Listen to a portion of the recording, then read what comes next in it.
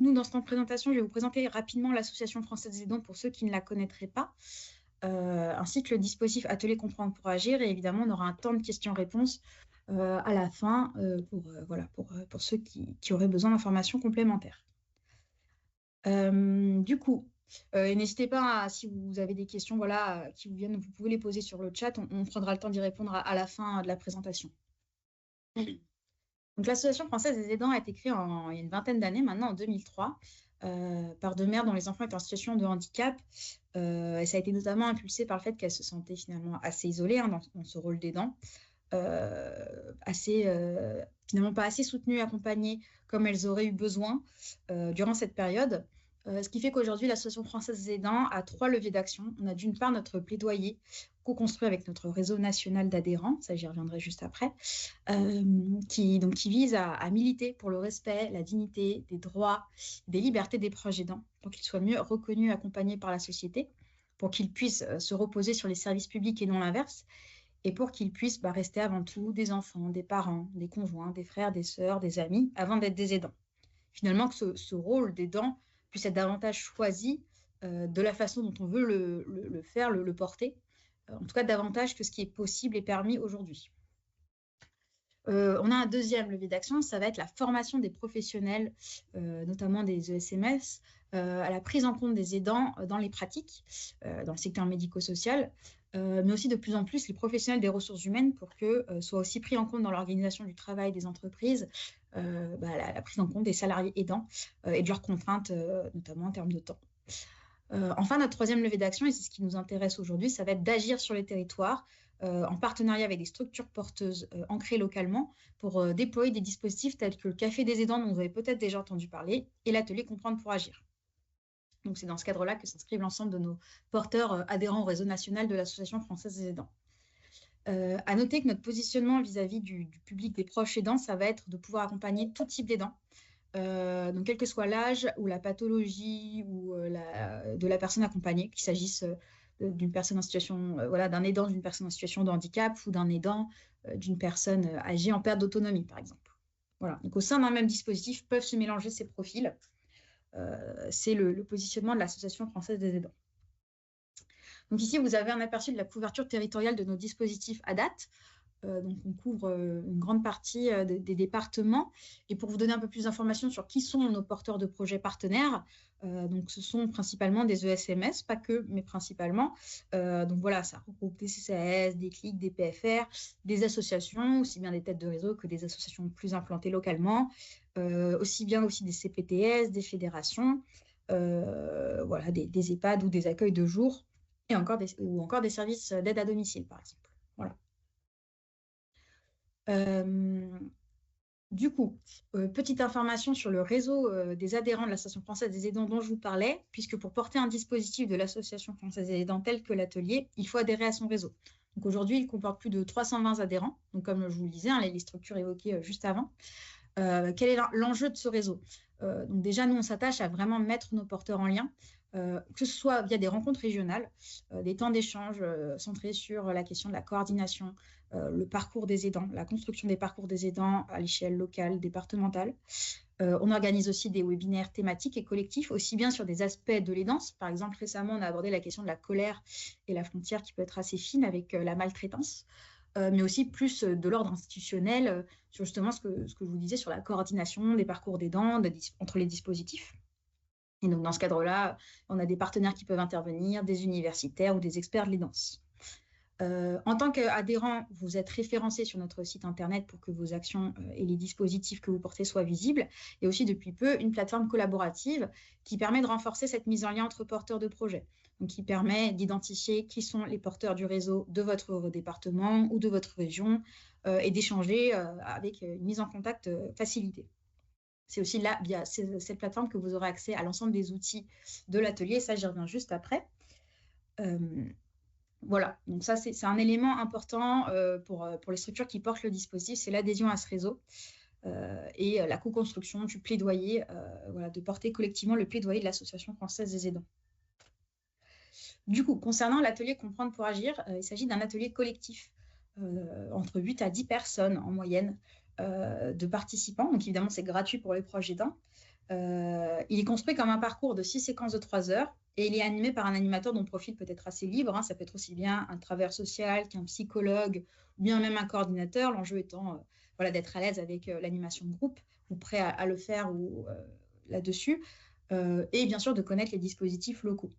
Donc, il s'agit aussi, donc l'objectif, la finalité de ces ateliers, ça va être de soutenir l'autodétermination des proches aidants pour les permettre en fait d'analyser l'expérience vécue, donc à la fois en fait leur donner l'ensemble des outils, des clés qui les permettront eux de mieux vivre et de mieux appréhender leur rôle d'aidant, aussi bien d'un point de vue psychologique, c'est-à-dire analyser collectivement la situation vécue, mettre des mots sur les difficultés rencontrées, voilà ce qui pèse dans le bouleversement de la relation avec le proche, mais aussi d'un point de vue pratico-pratique, en somme, les aider à identifier les ressources qui existent près de chez eux, que ce soit les professionnels, les dispositifs de répit, les dispositifs financiers, ou même dans leur entourage proche, voilà, qu'est-ce qui existe autour d'eux, gravite en fait, qu'est-ce qui est dans l'écosystème de l'aidant, ce qui gravite autour d'eux, qui peuvent les aider à mieux vivre leur rôle d'aidant à date.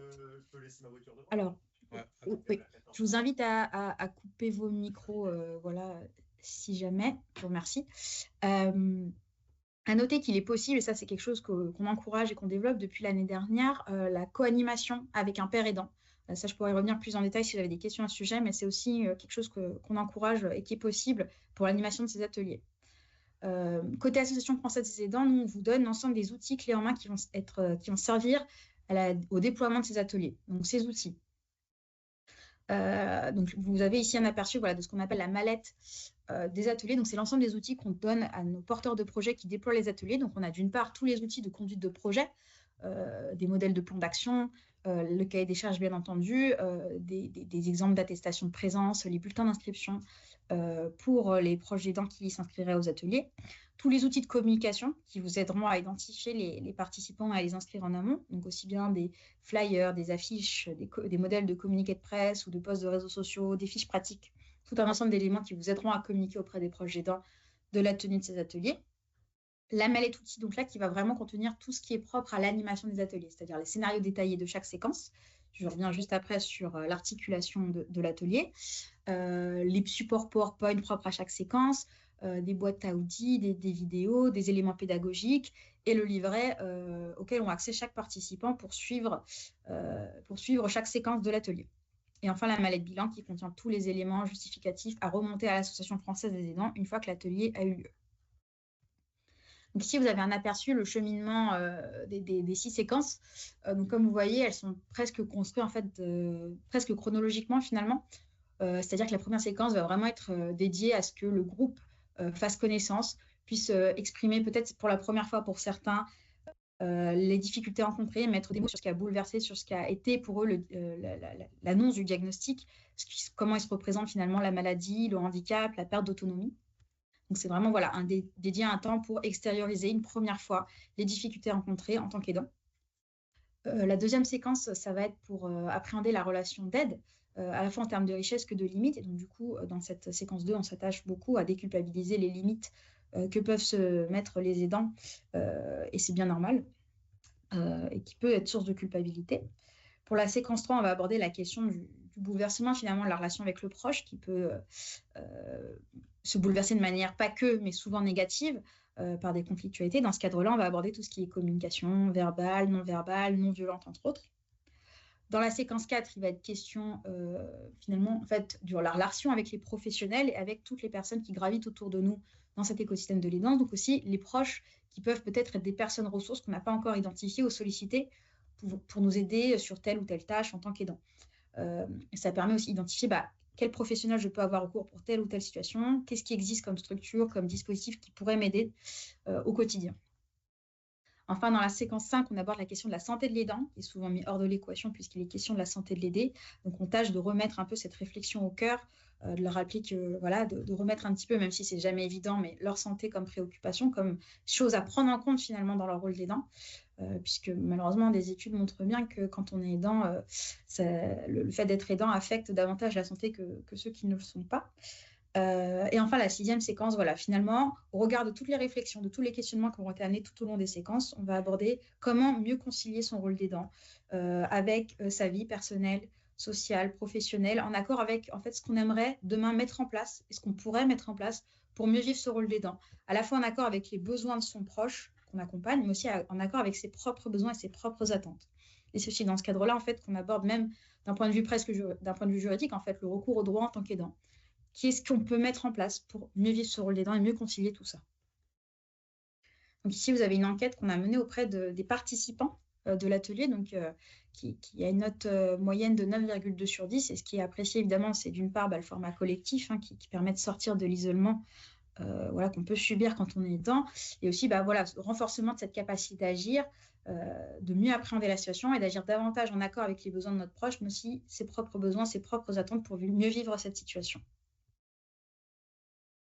D'un point de vue des modalités de mise en place, du coup, si vous avez pu prendre connaissance du cahier des charges, donc il s'agit d'un dispositif financé en grande partie par la CNSA, qui dispose d'une enveloppe de 1 800 € par atelier. Donc, quand on parle d'un atelier, on parle de l'ensemble des 6 séquences. Elle constitue un atelier et pour ce cycle de séquences, il y a une enveloppe de 1 800 €. Il y a un reste à charge pour la structure porteuse, ça j'y reviens juste après. Côté Association française des aidants, nous, on s'engage à vous mettre à disposition toute la méthodologie, donc les mallettes, les outils de la mallette que je vous ai montré précédemment, qui vous permettront de mettre en œuvre l'atelier, les scénarios détaillés de chaque séquence, les outils clés en main qui vous permettront de communiquer auprès des proches aidants, mais aussi de vous accompagner tout du long et notamment de former l'animateur identifié par votre structure. Donc ça, c'est un prérequis. Il faut que l'animateur soit formé par l'Association française des aidants.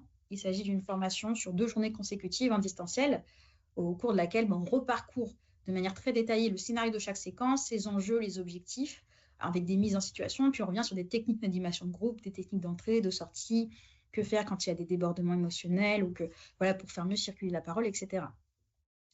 Comme je vous disais aussi, pour porter ce dispositif, il faut adhérer au réseau national de l'Association française des aidants. À ce titre, on vous met en lien du coup entre porteurs de projets, notamment d'un même dispositif, et c'est aussi dans ce cadre-là qu'on organise des temps d'analyse de pratique, ce qui fait que différents porteurs d'un atelier, même issus de départements ou de régions différentes, peuvent échanger sur comment ils ont ressenti ces ateliers, l'animation de ces ateliers, les difficultés rencontrées, les points d'amélioration remontés, etc. Voilà.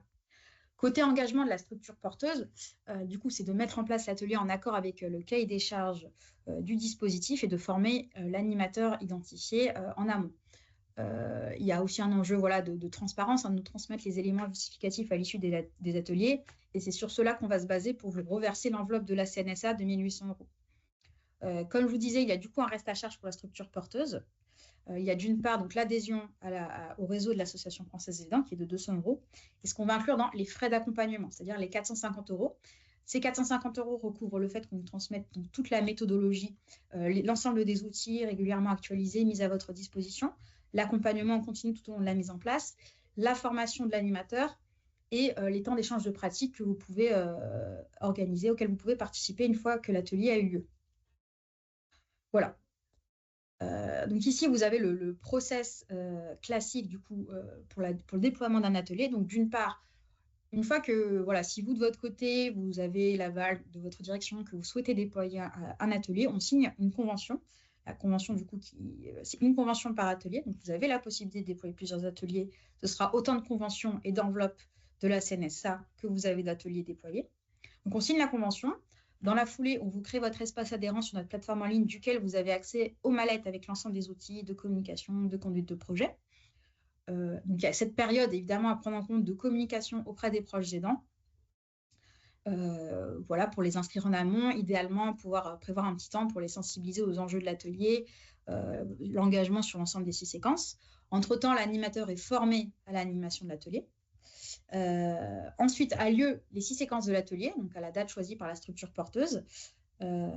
Ensuite, une fois que ces 6 séquences ont eu lieu, vous nous remontez l'ensemble des bilans et justificatifs financiers, les enquêtes d'impact auprès des participants, etc., que vous leur avez distribués. Et une fois que l'Association française des aidants a tous ces documents, nous, on vous reverse l'enveloppe de la CNSA. Et puis après, on peut échanger sur la reconduite éventuelle de l'atelier. Voilà pour les thématiques de l'atelier, le principe de ces ateliers et leurs modalités de mise en place. Donc, vous avez toutes ces infos à nouveau dans le cahier des charges que je vous renverrai avec le modèle de convention à l'issue du webinaire. Et vous avez ici le contact de Bénédicte et de moi-même si vous avez voilà, des questions pour poursuivre les échanges. Voilà, donc si jamais vous avez des questions, je vous en prie, n'hésitez surtout pas.